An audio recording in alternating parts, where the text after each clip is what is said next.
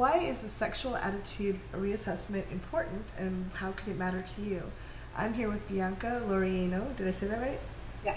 And I'm Kathy Bartilli from the intimacydojo.com, and Bianca Laureano.com is your website. And you'll be presenting the SAR, Sexual Attitude Reassessment, at Woodhull Sexual Freedom Summit in just over a month. Why is it important? What does it actually do? So a SAR, which is the acronym for Sexual Attitude Reassessment, is a training that's been really important for the field of sex educators, counselors, and therapists.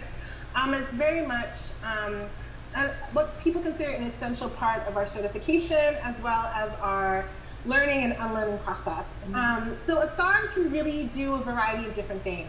Usually I like to tell people that it's supposed to help us understand what our limits are, as well as what boundaries we want to create with other people in our life, whether they be interpersonal or professional, and also so that we can be stronger, better educators, providers, healers with the communities that we're working with. So if we have someone who we're providing care for who tells us about a sexual activity or behavior or experience that they've had, and that's one of our limits, we're able to then say, listen, that's a really important topic. I have a great referral list of people who could probably really help you if you're interested, right? So that way we don't have to shame someone or make them feel like they don't have access to resources that can really nurture that part of their experience and their healing process and their care for themselves. So it really is not just something that's for people in the sexuality field, but it's really something that all of us need this kind of training and workshop for. So my hope is that knowing what SARs look like in our field, I didn't have the best SAR experience. It was pretty one-dimensional. The bodies that were represented were all the same. It was very color-free. There were no disabled bodies, no bodies of color. You know, it was just a very traditional SAR. It was about a decade ago. And I like to think that the SAR that we've created is something that is a lot more on the vanguard of the work that we're actually doing. Well, if you and Ida, who are, that's very vanguard. And I hate feeling like I feel invisible. I'm a bigger person, and almost all sex ed videos and demos, whatever, they're like size 2, super yogini models, whatever, and I'm just like, well, great. My brain already knew those people could have sex.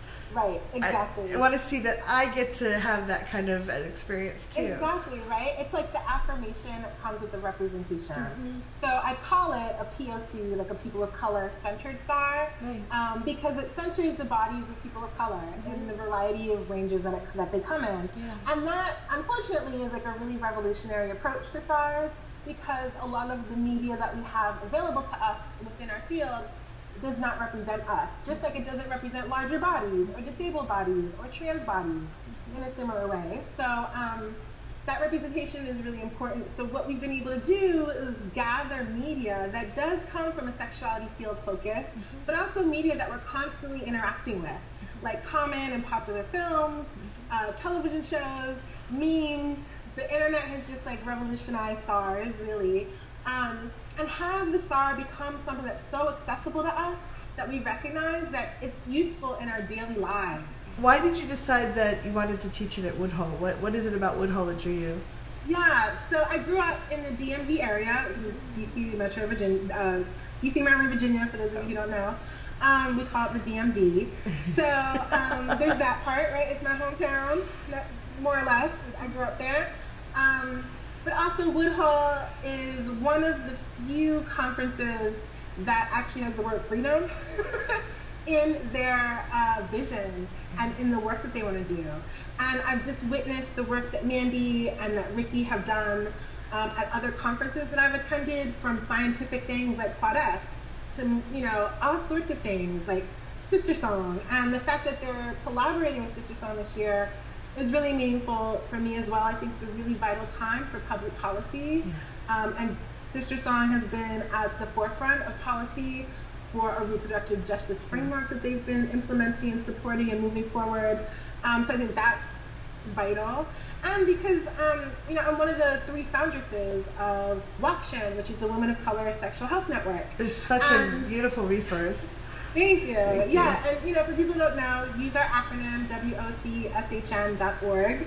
And this is something that's for POC only, where it's a membership organization. But anybody can go to our website, read what we are doing, hire one of the educators. It's a great place to find really brilliant people. If your community isn't networked to POC people, go get networked.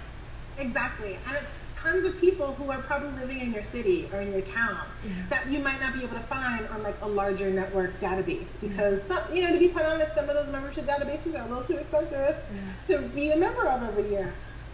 Anyways, but as a foundress of WOC-tion, when racial justice became the thing that people were realizing they really had to invest in to really create a different kind of structural experience, well, not structural experience, but structural implementation of what their vision is, so that participants at their conference had a different experience.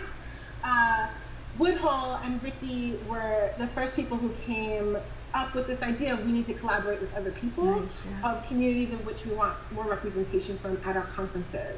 And look, it's an idea, and it's going to be a challenge. Racial justice work is lifelong work.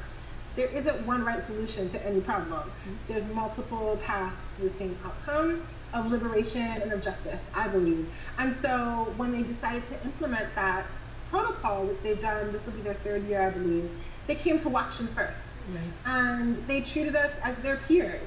Not, we weren't treated as they didn't pat us on the head. We were really treated and honored and welcomed, and it was great.